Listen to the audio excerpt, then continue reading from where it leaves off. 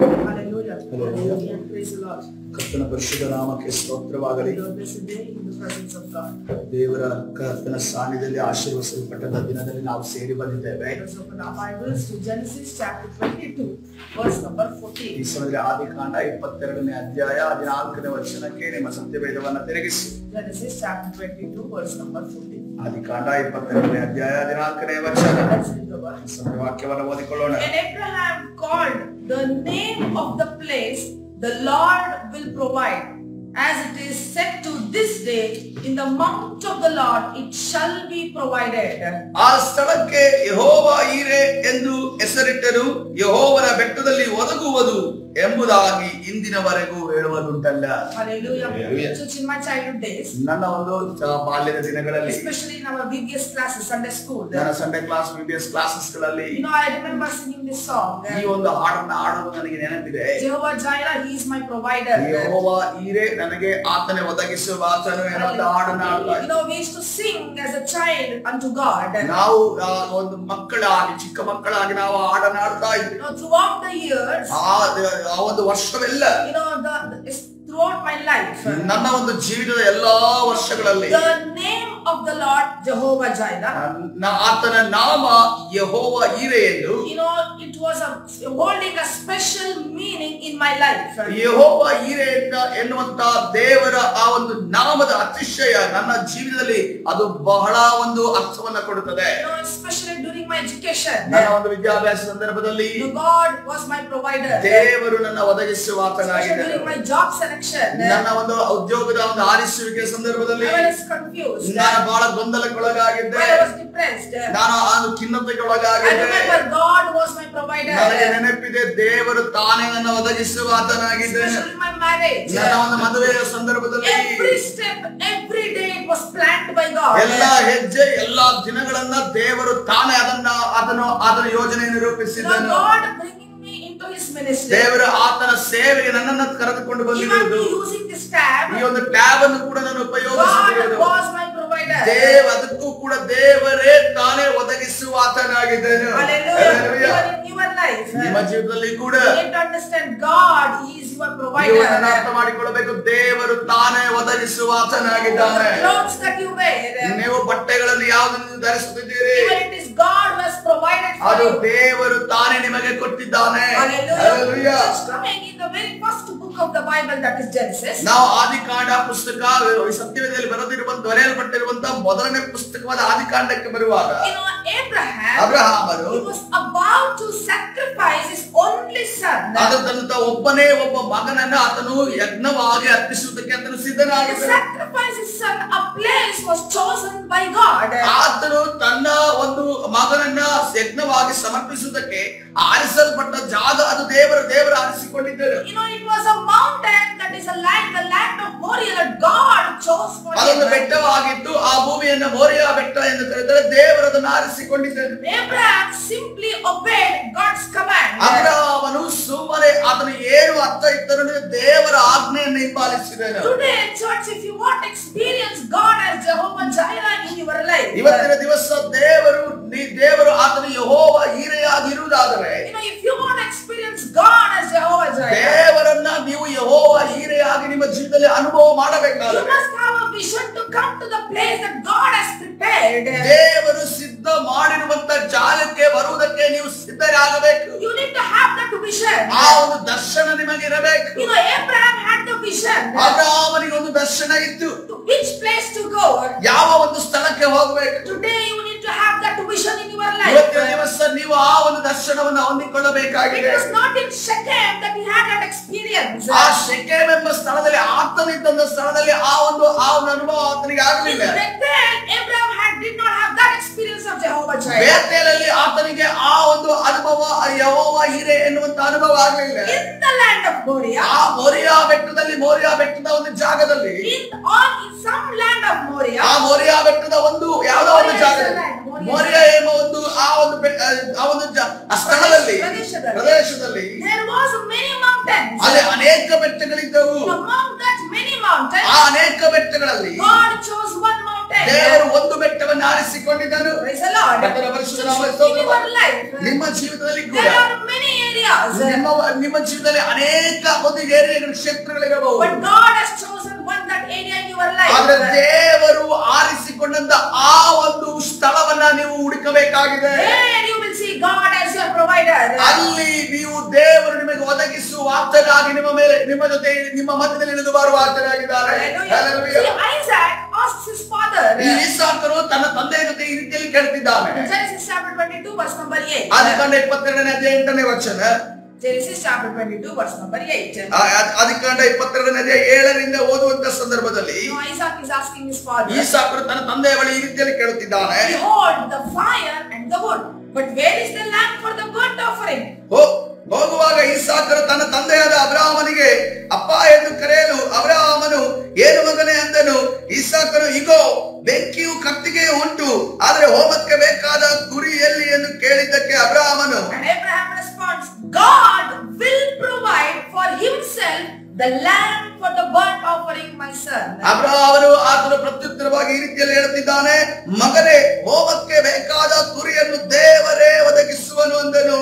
ಹೀಗೆ ಅವರಿಬ್ಬರು ಹೋದರು. Hallelujah. Just as Abraham was about to sacrifice his son, ಅಬ್ರಹಾಮನು ತನ್ನ ಸ್ವಂತ ಮಗನನ್ನೇ ಒಬ್ಬರೇ ಮಗನನ್ನೇ ಅದನ್ನು ಯಜ್ಞಕ್ಕೆ ಸಮರ್ಪಿಸುವಂತ ಸಂದರ್ಭದಲ್ಲಿರುವಾಗ the Lord stops him ದೇವರು ಆತನನ್ನು ನಿಲ್ಲಿಸುವುದನ್ನು ಗಮನಿಸುತ್ತೇವೆ. and showed him the ram that was caught in the thicket. ಒಂದು ಪೊದೆಯಲ್ಲಿ ಸಿಕ್ಕಿ ಹಾಕಿಕೊಂಡ ಟಗರನ್ನ ದೇವರು ಆತನಿಗೆ ತೋರಿಸುತ್ತಾನೆ. God says, ದೇವರು ಈ ರೀತಿಯಲ್ಲಿ ಹೇಳುತ್ತಿದ್ದಾನೆ, instead of your son, ನಿನ್ನ ಮಗನ ಬದಲಾಗಿ use my son. ನೀನು ನನ್ನ ಮಗನನ್ನ ಅಲ್ಲಿ ಯಜ್ಞಕ್ಕೆ ಸಮರ್ಪಿಸು. God will provide. ದೇವರು ನಿನಗೆ ಆತನು ಒದಗಿಸಿಕೊಡುವ ಆತನಾಗಿದ್ದಾನೆ. God had already placed the ram nearby in advance. ದೇವರು ಅಬ್ರಹಾಮನು ಆ ಒಂದು ಯಜ್ಞ ಕೊಡುವಂತ ಸ್ಥಳಕ್ಕೆ ತಲುಪುವುದಕ್ಕಿಂತ ಮುಂಚೆಯೇ ದೇವರೊಂದು ಟಗರನ್ನ ಪೊದೆಯಲ್ಲಿ ಸಿದ್ಧ ಮಾಡಿಟ್ಟಿದ್ದಾರೆ. Hallelujah. Because what Abraham said, God will provide. ಅದನ್ನೇ ಅಬ್ರಹಾಮನು ಹೇಳ್ತಿರುವುದು, ಆ ಸ್ಥಳಕ್ಕೆ ಹೋಗುವ ಮುಂಚೆ ಈ ಒಂದು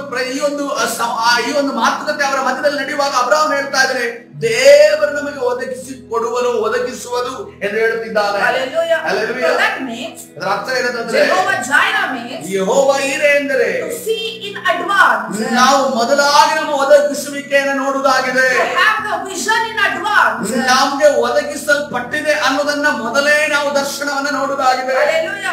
So what is Jehovah Jireh in your life? ನಿಮ್ಮ ಜೀವಿತದಲ್ಲಿ ಯೆಹೋವ ಈರೆ ಅಂದ್ರೆ ಏನು? Even before you reach your place, ನಿಮ್ಮ ಒಂದು ಸ್ಥಳಕ್ಕೆ ಅಥವಾ ನಿಮ್ಮ ಒಂದು ಅಗತ್ಯತೆಗಳನ್ನು ಹೊಂದುವುದಕ್ಕಿಂತ ಮುಂಚೆ you will see whatever you require in your vision. ನಿಮ್ಮ ಜೀವನದಲ್ಲಿ ನೀವು ದರ್ಶನದಲ್ಲಿ ನಿಮಗೆ ಸಿಕ್ಕಿರೋದನ್ನ, ನಿಮಗೆ ದೇವರು ಒದಗಿಸಿರುವುದನ್ನ ಕಾಣುವವರಾಗಿರುತ್ತೀರಿ. Hallelujah. Since we all live in an uncertain world, ನಾವೆಲ್ಲರೂ ಕೂಡ ಅಸ್ಥಿರತೆ ಉಳ್ಳಂತ ಈ ಒಂದು ಲೋಕದಲ್ಲಿ ನಾವು ಜೀವಿಸ್ತಾ but the ಇದ್ದೇವೆ. only constant we have in this world is the Lord and His word. ಈ ಲೋಕದಲ್ಲಿ ಒಂದೇ ಒಂದು ಬದಲಾಗದ ವಿಚಾರ ಇದೆ, ಅಂದರೆ ಅದು ದೇವರು ಮತ್ತು ದೇವರ ವಾಕ್ಯ ಎಂದು ನಾವು ನೋಡುತ್ತೇವೆ. Hallelujah. Because I see the Lord is preparing an answer for you and your loved ones. ಸರಿ, ನಿಮಗೂ ನಿಮ್ಮ ಪ್ರೀತಿ ಪಾತ್ರರಿಗೂ ದೇವರು ನಿಮ್ಮ ಪ್ರಾರ್ಥನೆಗಳಿಗೆ ಉತ್ತರವನ್ನು ಆತನು ಸಿದ್ಧ ಮಾಡುತ್ತಿದ್ದಾನೆ. Hallelujah. Hallelujah. So if you believe, receive this word. ಒಂದು ವೇಳೆ ನೀವು ಅದನ್ನು ನಂಬುವುದಾದರೆ ಈಗಲೇ ಅದನ್ನ ಹೊಂದಿಕೊಳ್ಳಿರಿ.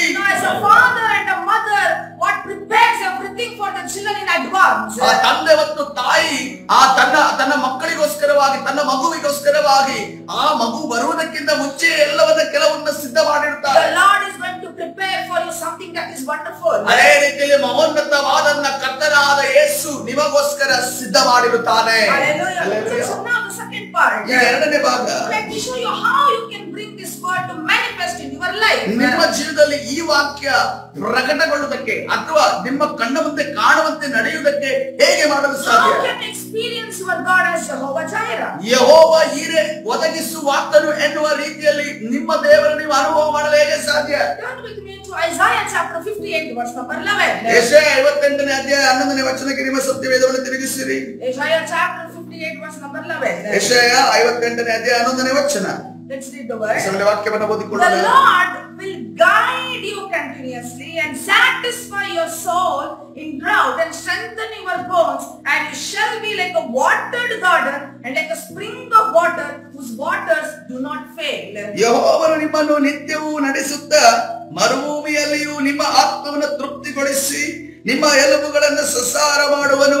ನೀವು ತಂಪಾದ ತೋಟಕ್ಕೂ ನೀರಿಗೆ ಹಕ್ಕಿಗೆ ಮೋಸವಿಲ್ಲದ ಬುಗ್ಗೆಗೂ ಸಮಾನವಾಗುವಿರಿ. Hallelujah. Just allow God to guide you in your day-to-day affairs. ಸಭೆ ನಿಮ್ಮ ದಿನನಿತ್ಯದ ಎಲ್ಲ ಕೆಲಸ ಕಾರ್ಯಗಳಲ್ಲಿ ದೇವರಿಗೆ ನಿಮ್ಮ ಆ ಒಂದು ಸಲಹೆ ಸೂಚನೆ ಕೊಟ್ಟು ನಡೆಸುವುದಕ್ಕೆ ಅವಕಾಶ ಕೊಡ್ರಿ.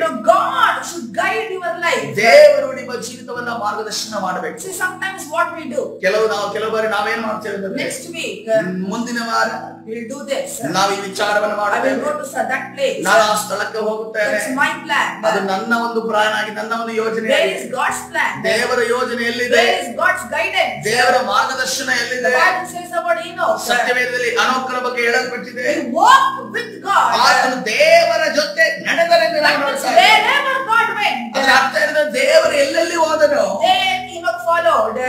ಅನೋಕನು ಅಲ್ಲಿ ಹಿಂಬಾಲಿಸುತ್ತಾ ಹೋದನು, ಆತನ ಜೊತೆಯಾಗಿ ಹೋದನು We ಎಂದು ನಾವು should ನೋಡ್ತಾ ಇದ್ದೇವೆ. be going with God. ನಾವು ದೇವರ ಜೊತೆ That was ನಡೆಯುವವರಾಗಿರಬೇಕು. how Abraham's life was. ಅಬ್ರಾಮನ ಜೀವಿತ ಆ ರೀತಿಯಲ್ಲಿ ಇತ್ತು. God planned Abraham's life. ದೇವರು ಅಬ್ರಾಮನ ಜೀವಿತವನ್ನ ಯೋಜನೆಯನ್ನು ರೂಪಿಸಿದರೆಂದು ನಾವು ನೋಡ್ತಾ God said ಇದ್ದೇವೆ. to Abraham, ದೇವರು ಅಬ್ರಾಮನ ಈ ರೀತಿಯಲ್ಲಿ ಹೇಳಿದನು, take your son, ನಿನ್ನ ಮಗನನ್ನ ಕರ್ಕೊಂಡು ಹೋಗು, the only son, ಒಬ್ಬನೇ ಒಬ್ಬ ಮಗನನ್ನ ಕರ್ಕೊಂಡು ಹೋಗು, not Ishmael, Isaac. ಇಸ್ಮಾಯೇಲನಲ್ಲ ನಿನ್ನ ಈಸಾಕನನ್ನೇ ಕರ್ಕೊಂಡು ಹೋಗ್ಬೇಕು. What did Abraham do? ಅಬ್ರಾಮನ ಏನನ್ನ He ಮಾಡ್ತಾನೆ? took his only ಆತ son. ಒಬ್ಬನೇ ಒಬ್ಬ ಮಗನಾದ ಈಸಾಕನನ್ನ ಕರೆದುಕೊಂಡು Then ಹೋಗು. God said to Isaac, ಆವಾಗ ಈಸಾಕನಿಗೆ ದೇವರು ಈ ರೀತಿಯಲ್ಲಿ ಹೇಳ್ತಿದ್ದಾರೆ, sacrifice your son. ನಿನ್ನ ಅಬ್ರಾಮನಿಗೆ ಈ ರೀತಿಯಲ್ಲಿ ಹೇಳ್ತಿದ್ದಾರೆ, ನಿನ್ನ ಒಂದು ಮಗನನ್ನ ನೀನು ಯಜ್ಞವಾಗಿ ಸಮರ್ಪಿಸು, Go to the place that I show you. ನಾನು ನಿನಗೆ ತೋರಿಸುವಂತ ಸ್ಥಳಕ್ಕೆ ನೀನು ಹೋಗು. Simply Abraham followed the instructions of God. ಅಬ್ರಾಮನು ಸುಮ್ಮನೆ ಕಣ್ಣುಗಳನ್ನು ಮುಚ್ಚುತ್ತಾ ಆತನ ಎಲ್ಲ ದೇವರ ಆಜ್ಞೆಗಳನ್ನ Then ಪಾಲಿಸಿದ. he experienced God was his provider.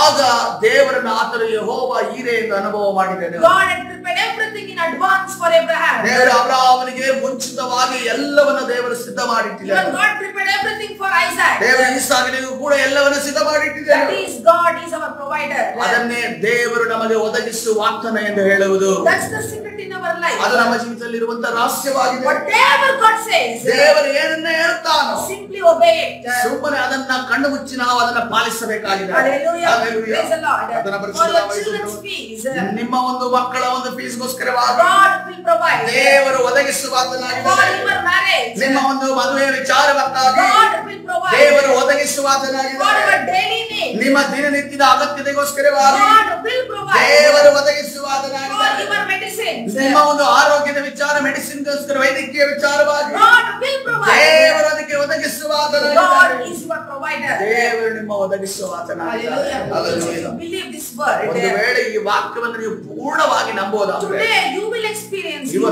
God as Jehovah Jireh. ಇವತ್ತಿನ ದಿವಸ ದೇವರನ್ನ ನೀವು ಯೆಹೋವ ಈರೆಯಾಗಿ ಅನುಭವ ಮಾಡುವವರಾಗಿರುತ್ತೀರಿ. Hallelujah. Hallelujah. Praise the Lord. ಆತನ ಪರಿಶುದ್ಧ ನಾಮಕ್ಕೆ ಸ್ತೋತ್ರ ಮಾಡಿ. Bless everyone according to this word of God. ದೇವರ ಈ ವಾಕ್ಯದ ಪ್ರಕಾರವಾಗಿ ನಿಮ್ಮೆಲ್ಲರನ್ನು Now, ಆಶೀರ್ವದಿಸಲಿ. Genesis chapter 22 verse number 14. ಆದಿಕಾಂಡ 22ನೇ ಅಧ್ಯಾಯ 14ನೇ ವಚನದ ಪ್ರಕಾರವಾಗಿ And Genesis chapter 22 verse number 8. ಅದೇ ರೀತಿಯಲ್ಲಿ ಆದಿಕಾಂಡ 22ನೇ ಅಧ್ಯಾಯ 8ನೇ ವಚನದ ಪ್ರಕಾರವಾಗಿ ದೇವರು ನಿಮ್ಮೆಲ್ಲರನ್ನು ಆಶೀರ್ವದಿಸುವಾಗ ಸನ್ನಿಧಾನದಲ್ಲಿ ಈ ಸಮಯದಲ್ಲಿ ನಮ್ಮನ್ನು ನಾವು ಕರ್ತನ ಕರಗಳಿಗೆ ಸಮರ್ಪಿಸೋಣ. ಕರ್ತನು ನಮ್ಮ ಒದಗಿಸುವ ದೇವರಾಗಿದ್ದಾನೆ. ಪ್ರಾರ್ಥನೆ ಮಾಡಿಕೊಳ್ಳೋಣ. ಪರಿಶುದ್ಧರಾದ ದೇವರೇ, ನಿನ್ನ ನಾಮಕ್ಕೆ ಸ್ತೋತ್ರವಾಗಲಿ. ಹೌದು ಸ್ವಾಮಿ, ನೀನು ಅಸಾಮಾನ್ಯವಾಗಿ ಅಸಾಧಾರಣವಾಗಿ ನಮಗೆ ಒದಗಿಸುವ ದೇವರು ನೀನಾಗಿದ್ದೆ ಕರ್ತನೆ. ಆದ್ರೆ ಕರ್ತನೆ, ನೀನು ಒದಗಿಸುತ್ತೀಯ ಎನ್ನುವುದನ್ನ ಕರ್ತನೆ ನಾವು ಮುಂಚಿತವಾಗಿಯೇ ನಮ್ಮ ಆತ್ಮಿಕ ಕಣ್ಣುಗಳಿಂದ ನೋಡುವ ಹಾಗೆ, ಒಂದು ದರ್ಶನವನ್ನ ಕರ್ತನೆ ಪಡೆದುಕೊಳ್ಳುವ ಹಾಗೆ ನಮ್ಮನ್ನ ನಿರುತ್ತಾರೆ ನಡೆಸುವುದಕ್ಕಾಗಿ ನಿನಗೆ ಸ್ತೋತ್ರ ಮಾಡುತ್ತೇವೆ ಕರ್ತನೆ. ನೀನು ಯಾವ ರೀತಿಯಲ್ಲಿ ಅಬ್ರಾಮನು ಕರ್ತನೆ ನಿನ್ನನ್ನ ನಂಬಿ ಕರ್ತನೆ ನನಗೆ ನನ್ನ ದೇವರು ಒದಗಿಸುತ್ತಾನೆ ಎನ್ನುವ ರೀತಿಯಲ್ಲಿ ನಂಬಿದನು, ಅದೇ ರೀತಿಯಲ್ಲಿ ಅವನಿಗೆ ಆಯ್ತೆಂದು ನಾವು ನೋಡುತ್ತಾ ಇದ್ದೇವೆ. ಯಾವ ರೀತಿಯಲ್ಲಿ ಆತನು ನಿನ್ನ ಆಜ್ಞೆಗಳನ್ನು ಪಾಲಿಸಿದನು, ಯಾವ ರೀತಿಯಲ್ಲಿ ಈಸಾಕನು ತನ್ನ ತಂದೆಯ ಆಜ್ಞೆಗಳನ್ನ ಪಾಲಿಸಿದನು, ಅದೇ ರೀತಿಯಲ್ಲಿ ನಾವು ಪಾಲಿಸುವಾಗ ನಮಗೆ ಸಾರಸ್ಯವನ್ನ ಚಾಚು ಕರ್ತನೆ. ನಮ್ಮ ಕಣ್ಣ ಮುಂದೆ ಏನು ಕಾಣ್ತಾ ಇಲ್ಲ, ಆದರೂ ಕೂಡ ಈಗಲೂ ಸ್ವಾಮಿ ನಾವು ಹೇಳುತ್ತೇವೆ, ನನ್ನ ದೇವರು ನನ್ನ ಒದಗಿಸುವಾತನಾಗಿದ್ದಾನೆ ಕರ್ತನೆ. ಆ ರೀತಿಯ ನಂಬಿಕೆ ನಮ್ಮಲ್ಲಿ ಹುಟ್ಟಿಸು ಕರ್ತನೆ, ನಿರೀಕ್ಷೆಯನ್ನು ಹುಟ್ಟಿಸು ಕರ್ತನೆ. ನಮ್ಮ ನಂಬಿಕೆಯನ್ನು ಅಲಗೆ ಆಡಿಸುವಂತ, ನಮ್ಮ ನಿರೀಕ್ಷೆಯನ್ನು ಅಲಗಾಡಿಸುವಂತ, ನಮ್ಮ ದಾರಿಯನ್ನು ನಾವು ಹಿಡಿಯುವಂತೆ ಮಾಡುವಂತ ಎಲ್ಲಾ ಸೈತಾನನ ಕಾರ್ಯಗಳನ್ನ, ಅಂಧಕಾರದ ಶಕ್ತಿಗಳ ಬಲಗಳನ್ನ, ದುರಾತ್ಮನ ಕಾರ್ಯಗಳನ್ನ ನಜರೇತಿನ ಯೇಸುವಿನ ನಾಮದಲ್ಲಿ ಬಂಧಿಸಿ ಬಿಡುಗಡೆ ಉಂಟು ಮಾಡಿ ಕರ್ತನಾದ ಯೇಸು ಸ್ವಾಮಿ ಹೆಸರಲ್ಲಿ ಪ್ರಾರ್ಥಿಸಿ ಹೊಂದಿಕೊಳ್ಳುತ್ತೇನೆ. ಜೀವವುಳ್ಳ ತಂದೆಯೇ, ಆಮೆನ್.